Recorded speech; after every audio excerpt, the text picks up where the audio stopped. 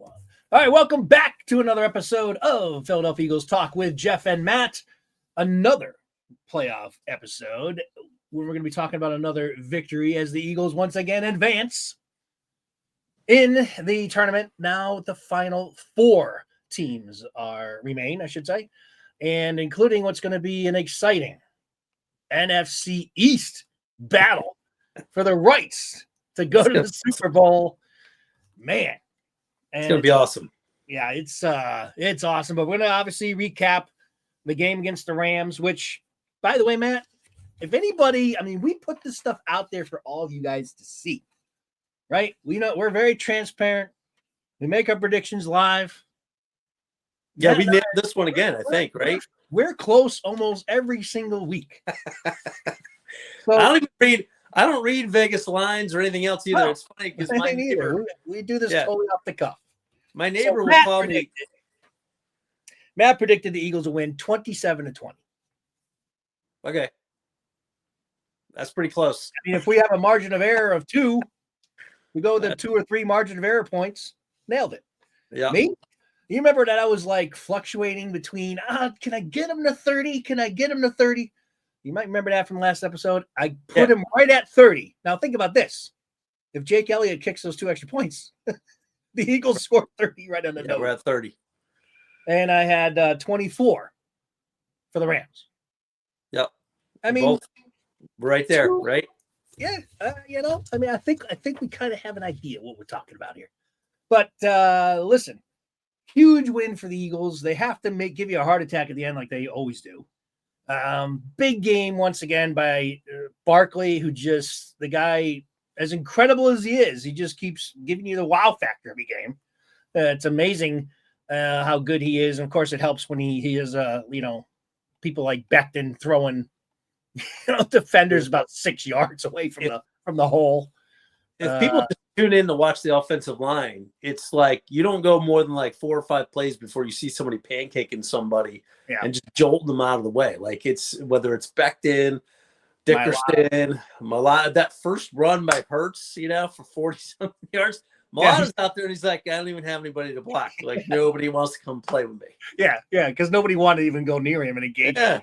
Yeah, like totally blew up the whole right side of the line. It's fun to watch that team. And Barkley, of course, Lamar's out possibly of the MVP talk, and maybe Barkley's in for the MVP. Well, the thing is, with the MVP, they vote on the MVP during the regular season. So all of that's done. So yeah, Barkley's proven. Yeah, he's continued to keep it going. And Lamar, I was rooting for Lamar. I wanted He's a good guy to beat the Bears. That was my pick for the AFC. So, as much as I'm bragging about how we nailed the final score, I missed my AFC prediction. I thought the Ravens were going to this was their year to get the Super Bowl. They kind of shot themselves in the foot. Turnovers are always key and way too many turnovers. And then they had, Andrews who doesn't drop anything, drops a 2-point conversion. But really the Ravens should have been in that position to have to, have to convert all those things if they just took care of the ball, including Lamar, who had a huge fumble and threw a bad interception too. I don't know where he was throwing that ball. And he had 2 bad plays, and that was it. You just can't make mistakes in big games like this. And that's why, as much as sometimes I'm critical of Hurts, and I will be critical of again for his play last night, I'll give you a little preview of that. He didn't play well, and I will get into it. But he didn't turn the ball over. Nope. Or did he? Did he have a fumble? He had the one. He had the one safety. He had the safety. That's what it was. But that was after his knee got kind of banged up and stuff. So it's kind of like I think he just caught. Yeah. In a bad spot. He had really no time right off the bat. I almost don't even fault him for the safety as much as I do some of the other sacks he took in the game. Yeah. Where he just better to turtle on that one and make it a safety instead of fumble. Yeah, he almost fumbled that ball too. Actually, he was close. He almost dropped that ball. That would have been much worse. But anyway, my point is that he's not turning the ball over. And in all these close games Eagles have been in the playoffs, if he has, turned the ball over and threw 2 or 3 turnovers like the Rams did last night, and we just talked about the Ravens and some of these other teams that are out. Yeah, that's so key in these games because they're so close. And but we'll get into Hurts. a little bit later. Some of the things I just wanted to point out. Actually, before I get really started, and before I forget, I want to give a quick shout out to. Let me put my glasses on because I want to read this.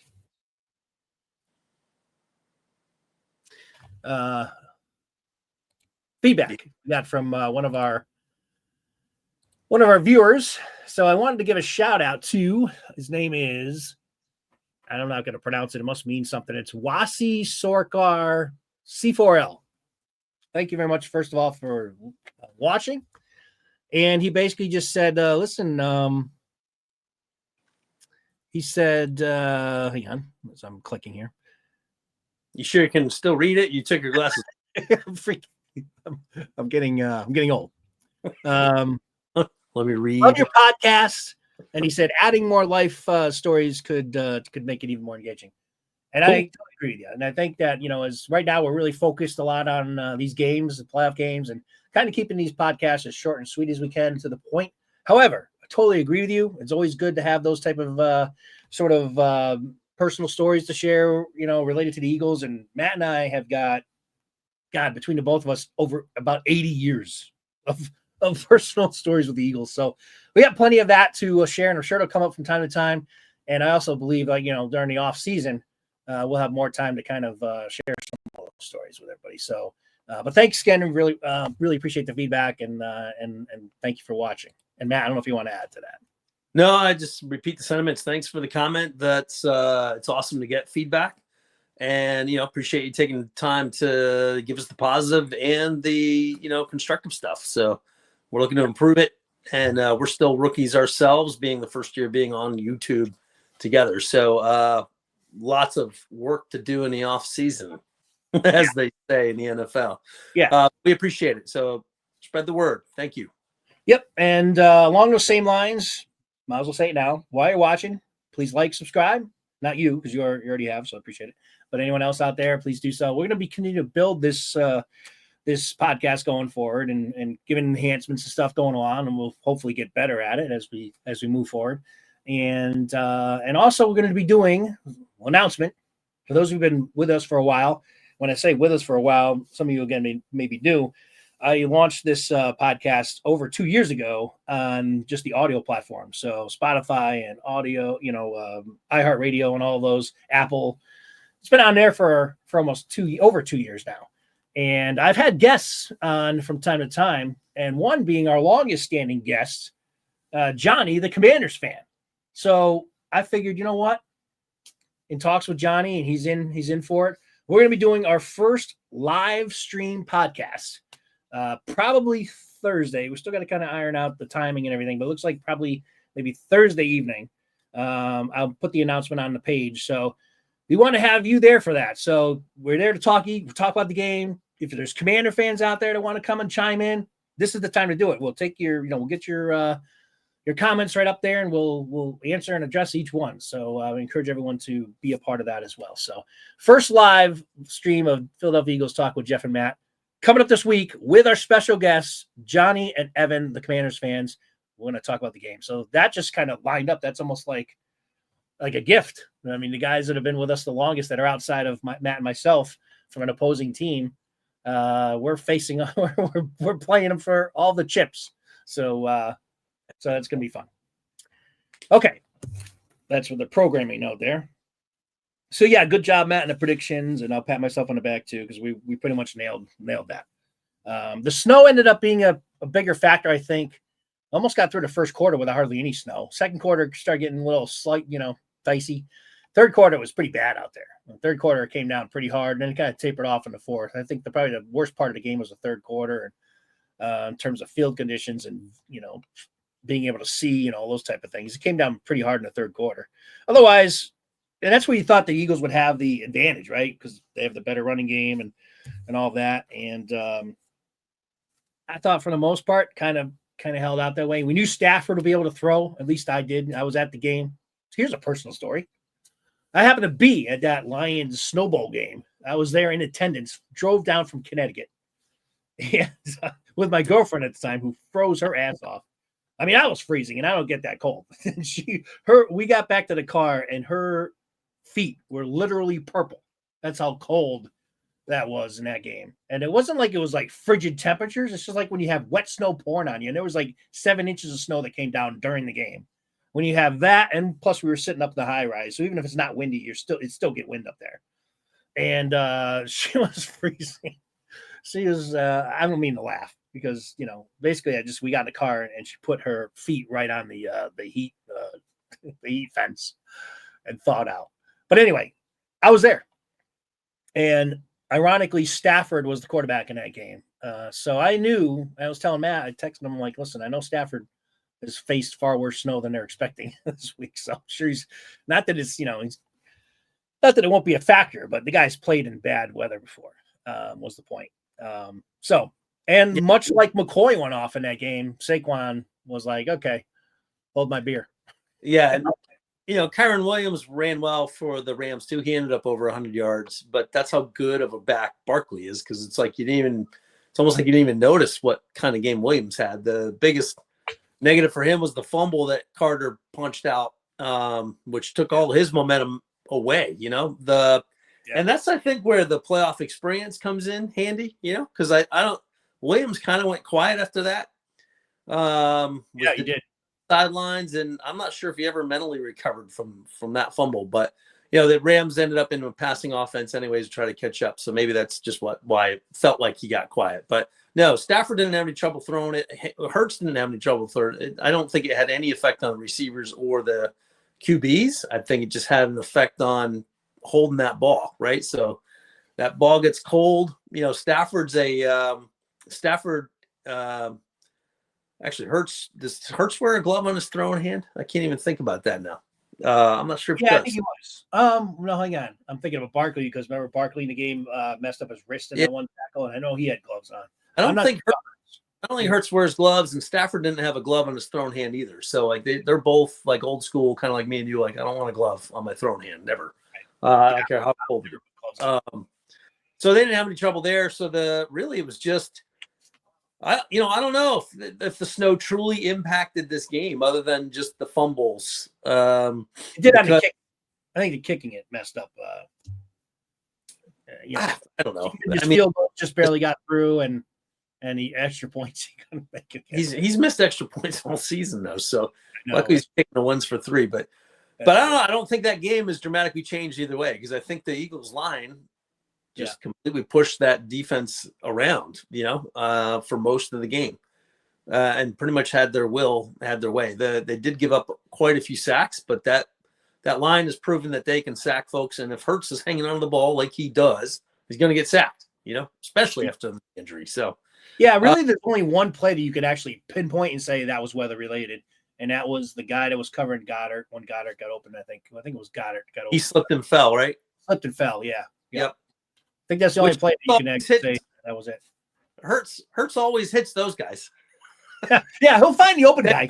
That's what we say about Hurts. Is like he waits for the guys to get open. So yeah, if a guy slips and falls, yeah, Hurts is on that in a second. Yeah. Well, I got 100% accurate with those throws. All right, so let's any other just general thoughts about the game before we get into the thumbs up, thumbs down? Actually, let me just score up here. I always forget. Jesus. Yeah, in general, the fact that you go into this game without Nakobe Dean and you lose Quentin Mitchell. Yeah. Like the depth to be able to pull guys off your bench and have them make impact plays, right? And Rodgers just deserves huge credit because every time he's been on the field this year, before the playoffs, during the playoffs, if he's stepping in for Slay for a couple plays and then he's back out once Slay gets back on, he doesn't miss a beat. You know, they always test him.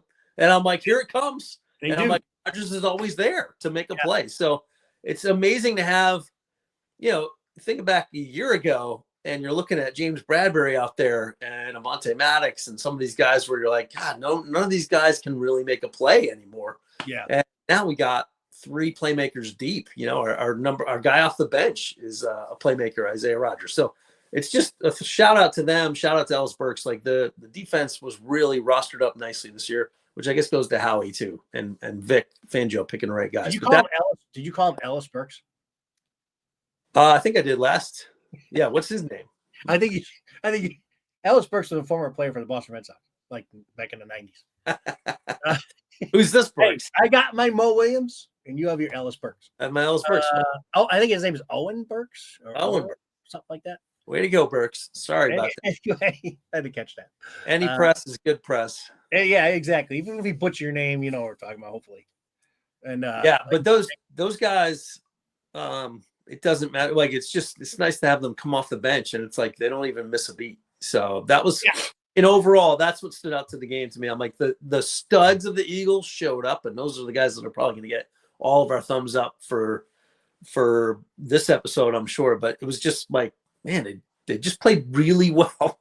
When Mitchell went down, we were like, oh, he popped Stafford on that play, gave him some sore ribs. Yeah, it hurts. Yeah, Stafford got hurt too. Yeah, and we didn't even notice until like a couple plays later. Like, you know what? Q was off the field, and possibly, as soon as they say it's a shoulder injury, you're wondering like, is it an AC joint, something that's going to bother him the rest of and it seems to be minor was the injury report. But just an awesome job for us to have guys come off the bench and really not miss a beat. Yep. Could not echo those remarks anymore. Totally agree. It's like, normally we'd be in panic mode, lose our one or two top, starting corners, be like, oh my God, But man, I am totally confident in Rodgers. Yeah, when he comes in, because like you said, every team tests him and he either makes the play or he's right there. And now they did make a catch on him early, like they did test him right off the bat, and they made the completion. But he was right there. I mean, he covered the guy, and the guy just made a great catch. You got to give it to the receiver. They're obviously trying to catch the ball too. But other than that, man, he's good. And then of course he had the huge fumble return, where he could have easily went down, and probably most people would have just dove on the ball and went down. But or get tackled off the bat. He spins out of the tackle and takes it 40 yards down to the 10-yard line. So that's when his return abilities, came in. I mean, there couldn't have been a better guy, I think, to pick up that fumble than him on that field right at that time. So major shout out to him. In fact, he's still a little bit on my thunder here. He's one of my thumbs up guys. So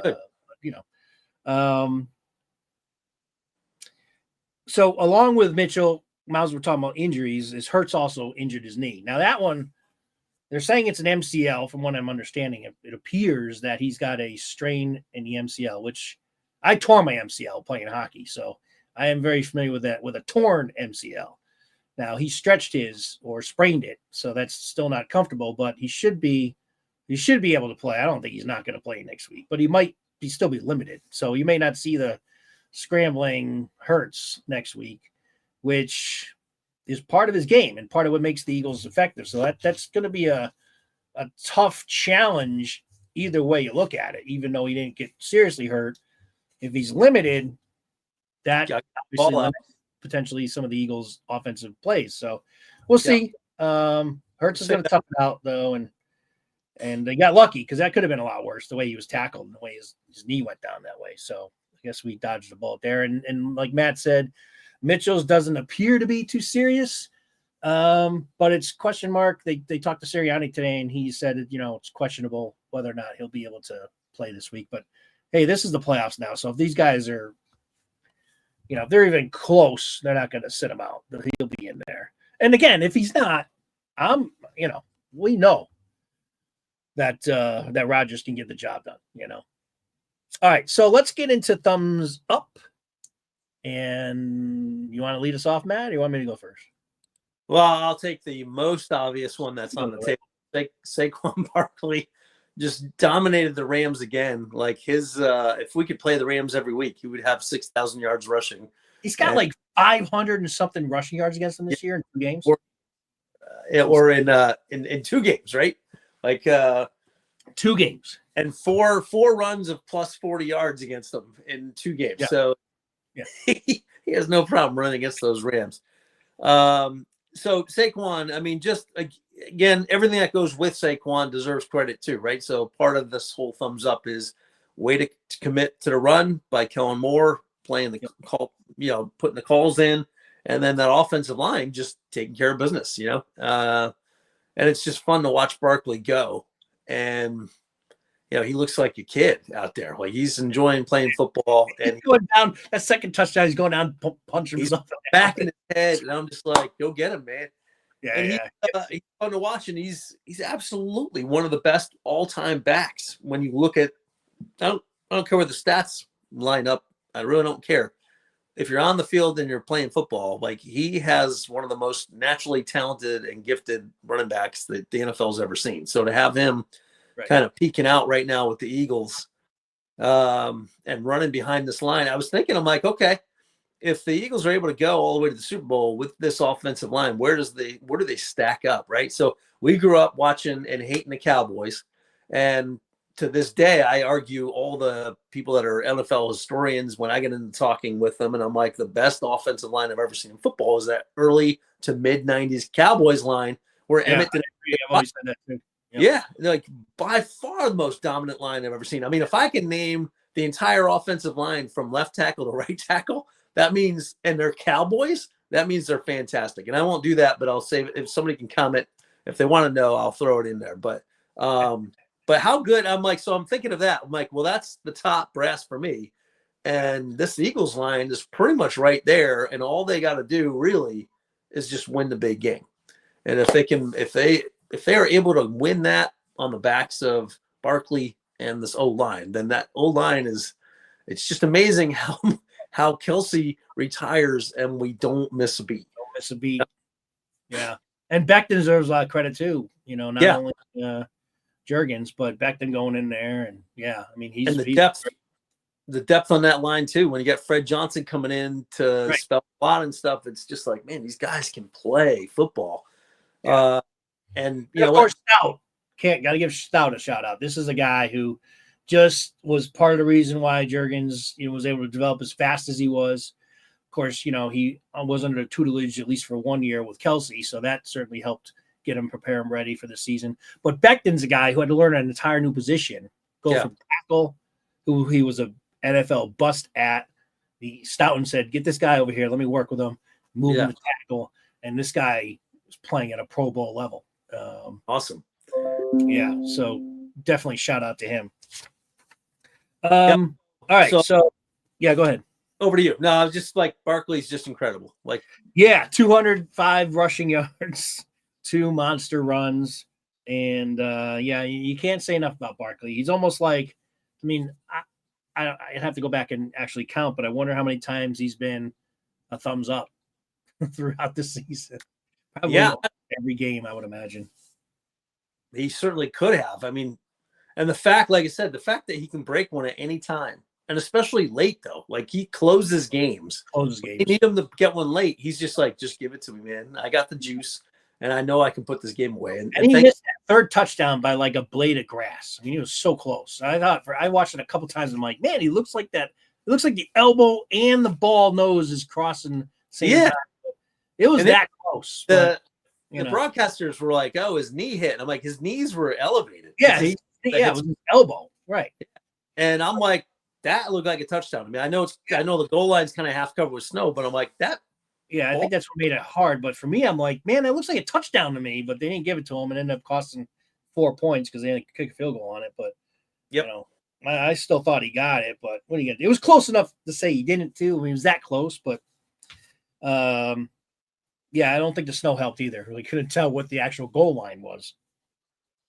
All right, so my thumbs up. Let me see. I got a bunch. Which one should I pick? I'll go with Goddard. Again, Goddard just seems to be the guy when Eagles need a big third down. He makes the catch, and that's who Hurts seems to find. They got to extend a drive, or it's 3rd and long, or it's whatever. Goddard came through again with a couple of really big catches in this game. And so, he doesn't have stats that come off the page necessarily, but he's, this is like 2 or 3 games in a row now where he has made some huge catches. And he did it in this one as well. I think it helped that the guy fell down. We talked about, but still, he caught it and made a play in that one play and a couple others as well. So, and let's not forget that Goddard is one of the better blocking tight ends. So I'm sure, even though I can't pinpoint and say, hey, on that run, it was Goddard's block, but I'm sure he's helping out sustain Barkley's, last 2 games too, because Goddard's only been back really for the playoffs since his injury. So, all right, so Dallas Goedert.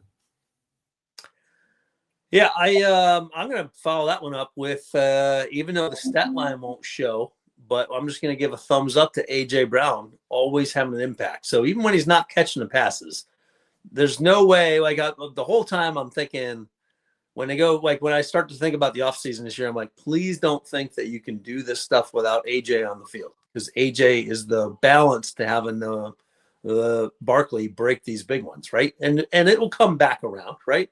Once teams start to just like, if this is next season, teams are gonna be like, well, we got to try to stop Barkley, and then you're gonna see AJ, probably catching 10 passes a game for 200 yards, but he also had a big catch when they needed a drive to stay alive late in the game, and you're like, there he is, AJ, and he did turtle. It looked like on one pass play. I don't know if you remember the one I'm talking about. It was early in the game. It was the first time that I think they went to him, and the ball was there. He had to reach out for it, but he kind of was like, oh yeah. Just, Yeah. And I think he's still playing injured. I think that's one thing. Yeah. So, but yeah, he did turtle a little bit. I know what you're talking about now. Just a smidge. You just hesitated a bit and made, the ball hit his hands, but it didn't have to be that hard if he can't run and through it and just race for the collision. But he had the big drop that would have been a touchdown, or at least down at the goal line. It was a tough catch, but he usually makes those catches. And he actually had the ball and then kind of bobbled it out of bounds when he recaught it. But yeah, so I'm gonna give him the thumbs up though, just because he stayed in the game, stayed mentally sharp, makes that big catch to keep the drive alive in the third. I think it was the third quarter. But the Eagles needed to move the ball down the field. It was like, here we are in the third 11, and I'm like, come on, can't punt it here. And AJ makes the catch over the middle. So I'll give mine to AJ for being a good silent on the stat line partner, but the impact's felt there. Yeah, he's due for a breakout game too. Maybe it'll come next week against Commanders, because he's had 2 games now where he's, for AJ Brown, what you expect out of him numbers wise, he's been, kind of like you were saying, not much on the stat sheet, but maybe next week he goes off. I feel like he's going to explode in one of these games, and probably when they need it the most. So, Yep. All right, my next one. We already talked about Rodgers, so I'm not I'll skip over him. But I had him on my thumbs up. I think he definitely was thumbs up. Well, let's go with the obvious one, Jalen Carter. Guy, we kind of just giggle and smile because, man, everything we were hoping for when we took this guy in the first round, and teams passed him because of some questionable conduct, even though he was the passenger in that accident that happened down there. But yeah, he had some questionable character. But man, I just thank you for that questionable character, because he's been a model citizen since he's been an Eagle. Well, maybe not a model citizen. He stirs it up a little bit on the field, but off the field, he's stayed out of trouble. And on the field, the guy is becoming an absolute game wrecker. And he did it again. And here's a guy now. Last year, he was rotated in and out because he kind of ran out of gas. Remember, at the end of the season, I think he started off the year, he had 6 sacks in maybe 12 games. Really didn't do much at the end of the year. This year, he's playing every down. He's the only one that doesn't rotate out. He's in every single play. And he's able to find that extra whatever when the game's on the line in the fourth quarter and make big plays. He's done it a few times this year. Does it again. I mean, Stafford didn't even have a chance to even try to get out of evade that sack in that play. I mean, Carter was on him in a half a heartbeat. They left a huge sack. Huge. Yeah. Single protection on a couple of those plays late, where you're like, okay, every analyst I've seen has been like, why did they not scheme to block Carter on your most important drives of the game? And you saw what happened. He does not. I mean, there was the one on the first on the 2 plays in a row, the one sack that he forced an 8 to 10 yard loss, where it's just he burst through and just him and Stafford go tumbling backwards. He just kind of goes to the right, and then he's got that kind of half club move, but a swat at the same time. And the offensive lineman on the replay I saw, he's looking this way. And he goes to try. He's like, "Oh, I got Jalen. He's coming this way." So he looks that way, and Jalen's like, "SWAT! I'm not there." And he's behind the lineman before the lineman even knows, where the hell did my guy just go? And he's super quick, super fast, dominated. You cannot take a play off against him. You better have a plan. Yeah. And it's funny that if Sweat and Smith have a somewhat quiet game, it's because Jalen is getting doubled. And if you don't double him, it's he's going to wreck your game. Yeah, they put the stats on the screen during the game. They had the plays that he was doubled and what his numbers were, and he had a lot of zeros, not many pressures, all that. And then they had, when he was singled up, he had 3 pressures, a sack, whatever other stats they had on there, but it was a huge difference between when they double and when they're not. You have to double the guy. He's that good. Yeah. He's that good. He punches the ball out of Kieran Williams. Right. I was going to say that. The other play. Just have the presence of mind at that point in the game to, like, the guys was carrying the ball exposed and he came in there and the right hook punched it right out. And then, I mean, that's the stuff that he's really, he's like a very smart. Maybe he doesn't get enough credit for how smart the guy is in the field. He's checked in every play. He's a turnover. That's why we noticed it early last year when I forgot who it was. When he dove underneath the center, even trying to intercept a spike. Who thinks of that? Yeah, we're like, that dude is checked in from start to finish. I love it. Yeah. And he is a brilliant player, and he's set to dominate for a very long time. So as long as he stays healthy, stays in the gym, and keeps doing the right stuff, man, he's got time to. He's got Hall of Fame written all over him if he just keeps going forward, man. He's a game record, true game record, and he reminds you more of JB every day. Yeah, when Jared Verse, especially now that he's really becoming a dominant player, because that's what JB was. Yeah, I don't know if you saw any video of Jared Verse, the guy that was commenting about Philly fans walking the stadium. I did.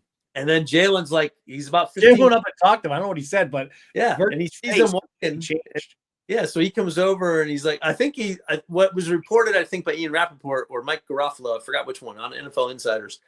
I believe, according to him, he was saying that Jalen basically said, hey, I want to do that if I were you. That's going to give us the momentum. Our fans are just going to go crazy. And they have a good relationship. So he wasn't like talking smack, but it was just cool to see Jalen stand up for the fans and just a little more like, oh, what are you doing? You're ranting up my fans. Let me go have a chit chat with you. Let you know how this is going to play. That's something JB would definitely do. And when we say JB, for any of you out in the audience who may not be aware, I mean, there might be some new Eagle fans listening or watching. We're talking about Jerome Brown.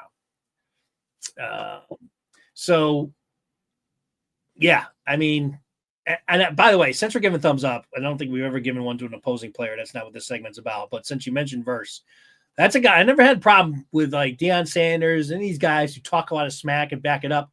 That guy backed up everything he said. So, I mean, Verse was freaking good. He was making plays the whole game. Yep. And, he's a freaking good player. So hats off to him. He did talk a lot of smack and made some enemies in Philadelphia, but you got to respect his game. That guy's one hell of a player. I'm going to go thumbs up to Kellen Moore for this game. And that might be a guy who's been on my thumbs down for a couple weeks. Yeah. But, and I'll tell you why, there's one play that stands out more than any of the rest. Because, I've been saying for weeks, we can win every game if we commit to the run and play good defense. It almost doesn't even matter who's quarterback. Don't turn the ball over, commit to the run, we'll be fine. But he did call a fantastic screen pass when we were backed up against our goal line to Barkley out to the right flank, and it worked perfectly.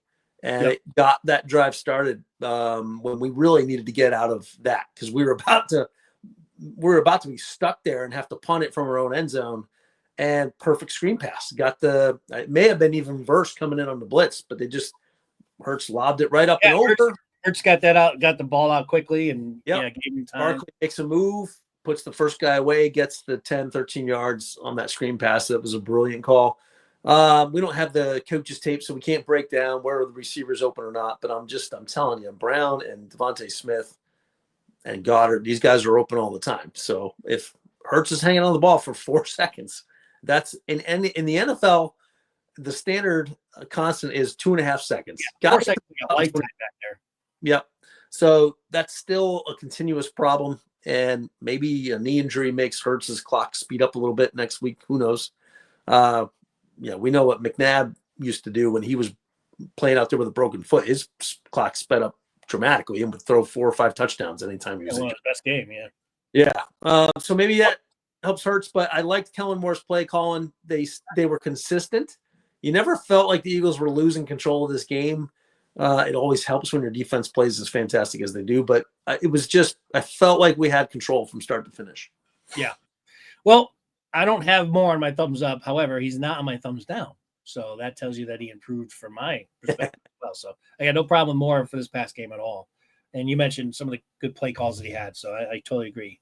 So, and he sticks with the run, which I've always said is good that he doesn't abandon the run, which I don't know why he would, but at least he doesn't. My next thumbs up would be Bond. Zach Bond, another guy who's on this list almost every single week.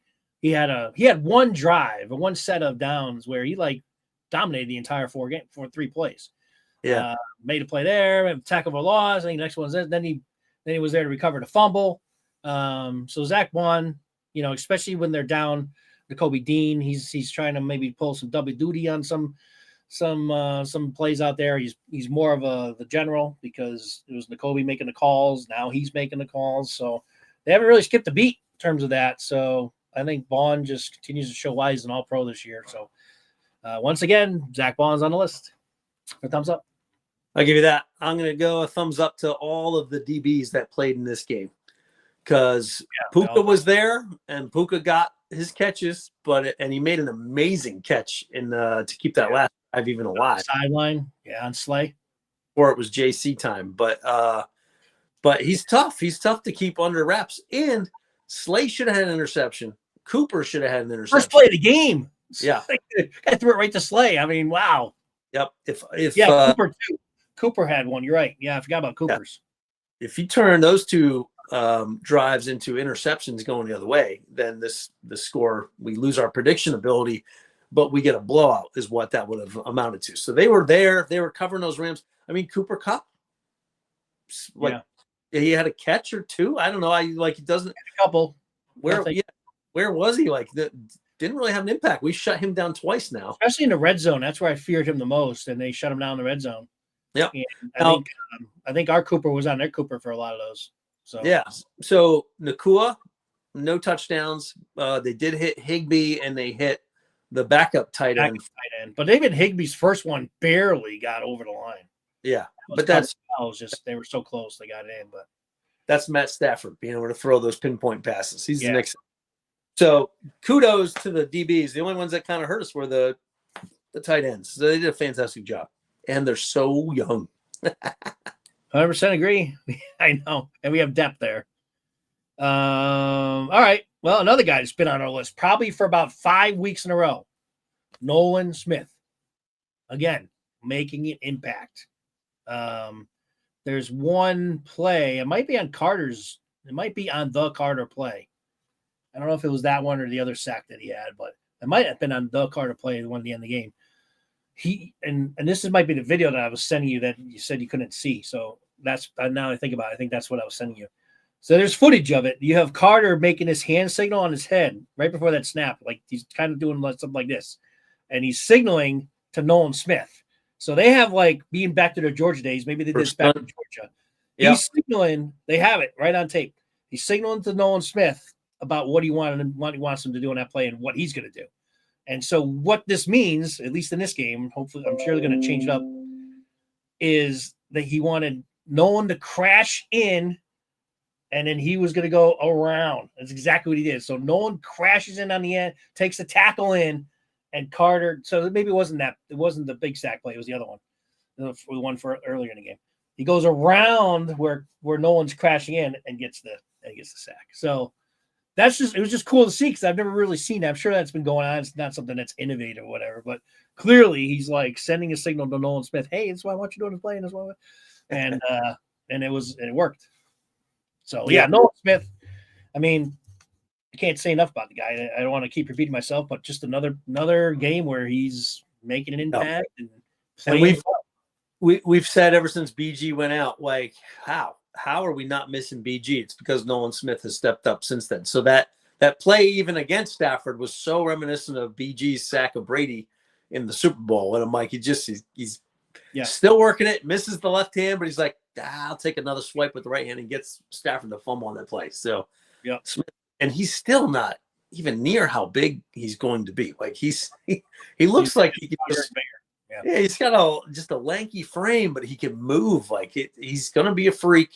We compared him to Javon Curse either last week or the week before, but he keeps showing up every game. And I don't know. I'm like, I hope Vic Fangio is willing to just be a DC for like several more years and just keep letting these guys cook up whatever they got. Like this defensive line looks to be creative with their plays. It's almost like Fangio says, guys, you're smart enough. Do what you want on these plays. Here's the scheme or the cover, but work yourself. You guys know what's happening with that offensive line. So be creative and find a way. And it's almost like the Andy Reid of defensive coaching. You're like, just here's what I want to happen. Go make it happen type thing. Yeah, we've been giving him a lot of respect on this podcast throughout the year, but it just can't be said enough. I mean, every time they put that, 31st or 32nd rankings last year, first this year in all these categories, every time you see it, it's just like you have to appreciate what he has done for this defense. And it's amazing turnaround. It's not like he went from last to middle of the pack or top 10. No, basically worst to first within 1 year. And most of the players are the same. You got Nakobe Dean starting, but he played last year. Bond's brand new. And obviously our two, rookies are brand new, Cooper and Q. Other than that, it's the same exact players. And you lost Fletcher Cox though last year too. We lost Cox, right? We even lost our perennial Pro Bowl tackle. Yeah, that's a good point. Yeah, it's amazing. And we lost Brandon Graham halfway through the season. Yeah, great job getting the message across to the old players and coaching up the young players. So can't be stated enough. Don't retire. Don't think about retiring, Vic. We 5 more years at least. Yeah, he's been great. All right, your turn. Yeah, because I said no Smith. Yeah. I'll throw one out to the O-line. The O-line dominated. Yeah, I think Lane Johnson got beat for a sack. That's fine. That happens once every millennium. But everybody else just road graded him away, and that's a good, young, athletic, aggressive defensive line too. We're like, no, we're gonna chew you up, spit you out, Yep. And they did that. So fantastic job by them. And anytime your running back's going off for 200 yards, it's like, yep, thanks for paving the path for Barkley. So, and that's it. That's all I got for my thumbs up. Yeah, just real quick. I mean, he was on my last thumbs down, just kind of an honorable mention or be on the list, is Burks as well. Burks, who came in and started the whole game for Nakobe Dean and played pretty well. He had the one tackle he had one big play I remember he made, but otherwise you didn't see him missing tackles or being a negative really in the game at all. So you got to just, say at that point that the guy held his own. And I remember he made, I think it was a tackle for loss. It was one play that he made that he was, the guy that made the play. I forget exactly what it was now on top of my head, but Burks played well. So hats off to him. All right. That's it for thumbs up. Let's get the thumbs down. Much shorter list, I'm sure, for both of us. You want to go first? Well, really, it's just, still, I wish Hurts played better, but at the same time, I'm not even sure it's a thumbs down for Hurts because, he busts that run on the first drive and scores with it. Would have liked to have seen him throw that ball away rather than taking the safety. Because we ended up punting, of course, because it was a safety. After we get the 2 points, we're like, here we go. Like this game should be getting put away, and then here is the momentum swinging again, and Hurts is at the center of that. So, would have liked to seen that go better, but I don't know. It's a thumb slightly tilted down. Like, I just want to see him hit more plays. He did hit the receivers though, and AJ had a drop, Smith had a drop on that one over the middle where he got popped. Oh, he got hit. Yeah. Yep. That was. Yeah. By the way, I mean that was just ridiculous. That's total head-on hit. I'm glad that Smith bounced back because that was another play where he got concussed very easily. Been out of the game. Yeah. And what's funny though in the replay, they the concussion, like the Rams helmet hits Smith's helmet, and Smith's helmet hits the other defender's helmet, and that's where the most force was delivered. Like Smith's head snapped back, and then that defender wasn't ready for it at all, and his head goes. Yeah. The dangerous play. Yeah, I'm glad they at least threw the flag. The other thing is, while you mentioned it, I didn't put him in thumbs up, but you were mentioning, punting or free kicking. Man did well. I've hammered Man when he has not had a good game, but to be punting as well as he did in that clappy of a field and what everything that was coming down the ball, and even the free kick, which I'm sure he's not used to doing that often, he did that well. Punted well for the game, and most importantly, 2 of the snaps on Elliott's field goals were a little outside. Off. And he had to reach out and get that ball down. Yeah. So I don't want to, that's a small little, nugget of things that people don't really pay attention to, but could be huge. He's had a thumbs up twice this season then, because we called out a couple weeks ago for having a great game of punting. So good call there with the thumbs up. Yeah. So I have a legit thumbs down for Hurts. I thought it's just the same stuff that I've been critical on in the past. He just magnified it this game by holding on the ball too long, but doing it this game without getting rid of it. And, you can't take those sacks. Fortunately, it didn't end up biting the Eagles, but they could have easily had at least one field goal where he took him out with it being a sack, and maybe 2. They probably wouldn't have brought Jake in for the other one because it was deeper in that weather. But definitely 1. It would have been about a 35-yarder that he took him out of field by holding onto the ball and taking a sack. It's like it's just amazing to me that veteran quarterbacks, all the great ones, don't do this. Yep. Okay. Brady would never take a sack. They do whatever possible to get rid of the ball, But I go back to the Super Bowl. This is the one I always bring up with Patriot fans, especially. I live in Connecticut. It's like they never would have won that Super Bowl if the veteran Matt Ryan didn't take that one sack. That one sack that all you need to do was throw the ball away. Patriots had no chance to come back in that game. Yeah. He takes a sack. Yeah. To me, that's just, if I was a coach, it's just complete. I don't care what his excuse was. There is no excuse. Yep. And like that happened 2 or 3 times in this game with Hurts. Just get rid of the ball. And he usually does that. So definitely down for me. I thought it was not a good game by Hurts. That's fair. And, we need more out of him, especially next week. We got a high-scoring team coming in here that already put 36 up on us last week, or last time we played them. We're gonna have to get the passing game going. I'm not gonna get into we have a whole live stream coming up to talk about the Commanders game, but we need more out of Hurts to advance, and can't be taking sacks like that. So that's all. I'm not gonna beat him up too much, but I gotta point that out. Every point counts, and that's why my last thumbs down will go back to Jake Elliott. I'm like, I would like you to kick an extra point at some point before our season's over. Yeah. Like, we need those points. They will always play. You don't want to have games come down to coaching decisions or refs. So just get every point that you are expected to get. So let's just tighten it up a little bit, Jake. We need you. He's making it hard. Yeah, go ahead. I'm sorry. He's making it hard. It's just that's what I'm saying. Because I'm on some of these community message boards, and some Eagle fans just. I just shake my head, So there's a segment of our fan base that I'm like, you guys know football, and I know majority of Eagle fans know football very well, but there's a segment that are just complete ignoramuses, and they're like, we need to cut Jake now, and they were doing it all again, prior to this game, a whole week of we need to cut Jake, and I'm like, first of all, I think we talked about it, touched on it last podcast. It's like, who are you gonna put in there number 1? And why would you change your kicker in the playoffs? Outside of an injury, there's no reason to do that. And here's a guy who's always kicked big games. And by the way, a stat that somebody mentioned during the game yesterday, Jake Elliott has never missed a field goal in the playoffs. Not one. Not one in the playoffs. Not a single one.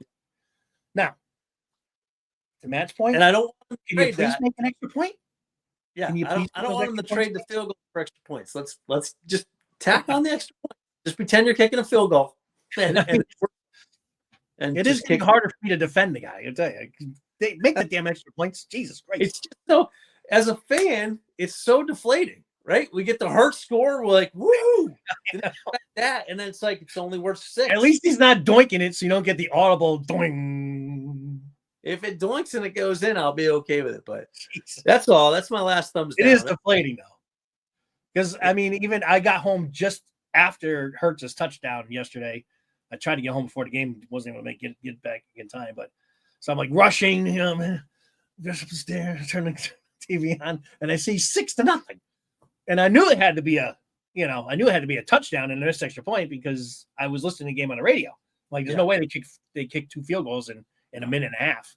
So, I'm texting you like, did freaking Jake miss the extra point? Yeah, and at the same time, the NFL made that rule change years ago because they knew it would make the games more exciting. Yeah, like they moved it back.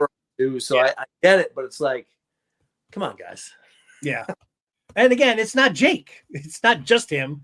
There's still a lot of field goal kickers in the league that are having issues. And I don't know what it is this year, but extra points you got to make, though. You got to make the damn extra points. So anyway, he is actually on my thumbs down. So I had to suck it up, even though I've been defending him. He is my other thumbs down too. So he's made the list. So Jake, let's get going, man. Let's get going. Hold these guys to high standards. Let's go. Let's go. Championship game next week. Speaking of let's go, yes. Next up is our division rival, the Washington Commanders, and team that did us a favor, believe it or not. Got going out there and slaying Goliath. Detroit gave us the game at home. So we got everything lined up. We got the NFC Championship game at the Link. Yeah. And now we're facing a team that just beat the Lions. Now, the Lions didn't help themselves. Talk about turnovers. They turned the ball over a bazillion times in that game. But you got to give Commanders credit, and you got to give that damn quarterback credit, man. That Daniels is, if you don't think he's good by now, man, what are you watching? Because he's dangerous. He's good. And the most impressive thing about him is he's kind of like McNabb in a sense that nothing, like he's always smiling.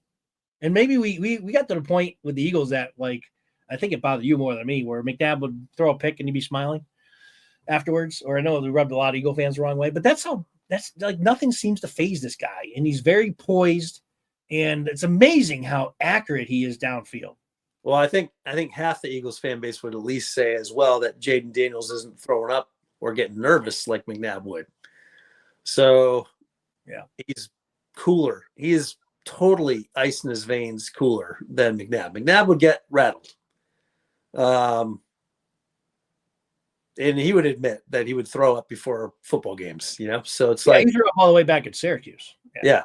Daniels is just super icy cool all the time. Like nothing phases him. He's enjoying every second of football he gets to play. That's the comparison I was making, because McNabb was always enjoying himself, always smiling and having a good time out there during the game. And that's exactly how Jalen is. I mean, the guy's constantly smiling. Doesn't matter if they're up or down. He's just, he's having a good time. It's hard not to like this guy or find. It's amazing. I mean, eventually defenses usually happens. Like next year will be the key is really how really good he is, because defenses will have a whole year to look at tape of this guy and we'll see how he is. And I'm not saying he's not going to be good. I mean, clearly I think he's going to be good, and he already is good. But I'm just saying usually the second year is when, look what happened to Stroud this year. He had a great rookie year, and he had struggled a little bit this year. Let's see. I don't know. Daniel has that knack of just being able to flick that wrist. And the ball he's really good. He's really good, and he's not going to be – the thing that's also an advantage to the Commanders – we'll touch on this game, but we'll save the rest of it here for later this week. But he's not going to be fazed by coming into the Link. He's already played here. He plays here – he's already played here once. They lost, but he's not going to be fazed by the Eagles, by the environment. And that's scary, because the Eagles kind of rely on that for opposing teams, especially the quarterbacks getting rattled by – the fans and just how hostile it is in there. But it's not going to bother Daniels. No, and plus, the balance of that is the Eagles got injured Daniels the first time, but saw what a healthy Daniels can do the second time. So now they're ready for the quickness and what he can do. The key about the Commanders, though, last thing I'll say about it, because we'll save the rest for Thursday, is they take advantage of every opportunity that comes their way. Like the Lions turned the ball over, 5 times, 3 interceptions, something like that, and a couple of fumbles. But the Commanders scored on all of those, which is how they got the 48 points. In the first 4 or 5 weeks of the season, the Commanders didn't even punt. They are ultra aggressive on offense. And, development of Downby Brown as the number 2 guy across from McLaurin. McLaurin, Eagles fans have known for years. Zach Ertz becoming a big-time target. Yeah, A+ receiver in McLaurin. They got Ertz. They have offensive weapons. The backup tight end that we like caught a couple passes yesterday as well. The offensive line doesn't seem to be such a mess, but that Detroit Lions defensive line is nothing like this Eagles defensive line either. So neither is their secondary. Their secondary is horrible. Yeah, we'll save that for Thursday. We'll save it. Exciting times, though. Yeah, it's going to be fun, man. Going to the Super Bowl. One step away. One more game to go, and the Eagles are in the dance. And interesting who they're going to be dancing against. Do we have a potential Super Bowl rematch coming up? I don't want the Chiefs. I don't want the Chiefs anywhere near. I'm so tired of the Chiefs. I want the Bills. We all are tired of them, but there's a reason why they win all the time. Well, I know part of it is the refs, but I don't even care. Referees that we've talked about, not only against the Eagles, but especially for the Chiefs and Mahomes. It's just embarrassing. Embarrassing. I want, I'm an NFL fan as much as I am an Eagles fan, so I'm rooting for Bills all the way. But can that team finally put their history away and get to a Super Bowl? And I don't want to see them win it. I don't mind handing them their 5th loss in the Super Bowl if it's the Bills, but I always like having somebody to root for on both sides. So I'm tired of the Chiefs. They got theirs. Let's let them have theirs. They do have theirs. Here's the thing. This is another reason why I thought I wanted the Ravens to win, because I don't know if the Bills could do it. Josh Allen is. I don't know if they could do it. I would have been much more confident of Bills Henry, can run the ball. Jackson, and getting Flowers back. I think them missing Flowers yesterday really hurt the Ravens, not having that weapon at wide receiver, because he just had to keep going to his 2 tight ends. Yep. And because Bateman got hurt too in the game, so that didn't help. They really had, Lamar had not much to work with yesterday other than his tight ends. But I just think that was the team that could knock off the Chiefs. I'm not so sure about the Bills. It's not. I mean, I'm going to be rooting for the Bills, but I don't know. I think the Bills can. Josh has just got to play Josh Allen non-hero ball, but just on the edge. Yeah. And hey, these 2 games are going to be awesome. I mean, this is the Final Four. The 4 best teams remain in the NFL. And, the Eagles get this game at home, which is, all season they were trying to get that number 1 seed. Fell just a little bit short. Now they got it back. Got a home game. Home field runs through us for the playoffs, right? So, and the game's 3:00 on Sunday. It's the early game. They named it. So it's the first game? First game. Yep. Okay. That's good to know. I didn't know that. So breaking news. I don't know when that news broke, but it just broke for me. We won't say you can only hear it here. You can hear it probably everywhere else. It's 3 p.m. Sunday is the Eagles game. I just heard it here, though. Yeah. All right, good stuff. Good win against the Rams. And we marched forward again. Like, awesome to be playing another week of football. Hey, in the playoffs, it's survive and advance, just like March Madness. Don't care how you win. Well, you got more points than the other team. It's all that matters. You can have an ugly win, a spectacular win, doesn't matter. A win is a win. Keep the main thing, as Jalen likes to say. All right. Any final thoughts? We close this one out? No, just we'll stew on this win. Not stew on it. Think positively about this win. That Rams team was a very good team, and we handled that offense no problem. So we just got to come up with something creative for Daniels, but we'll talk about it on Thursday. So everyone just enjoy this stuff until we get to midweek, and then we focus on the Commanders. That's right. Most likely it's going to be Thursday evening. I will post on the actual site itself, alerting you of the podcast, and you'll have a preview. You'll have a screen that I think it comes up. It's just basically telling you when it is, so you'll see that. Most likely Thursday is when it's going to be. And it will be a live stream, so come and make sure you're part of the show. Engage with us. Let us know your thoughts as the show's going on. That's really what ultimately the show will be, a live stream being going forward. But I just figured it's a good time to at least have one for this game, especially with our guests coming on, the Commanders fans, and we'll be able to talk chop with a couple Commander fans about the big game and get their take and perspective on what their thoughts are going into it. And I'm sure they're confident. I would be confident too. I mean, you just go and knock off Detroit. Why would you not think to go and beat the Eagles? I mean, they have every right to come in here and say what they want. Honestly, they'll play us money. They're the most stress-free team left in the playoffs. Exactly. All the pressure's on the Eagles. So just like all the pressure was on the Lions. So, all right. Thank you again for watching. Make sure you like, subscribe, and be back for that live stream coming up later this week. All right, when we have our Commander fans join us. All right. Till then, we're still alive. One more win. One more win. 4 week of football. One more win. Fly, Eagles, fly. Thanks for watching. Peace.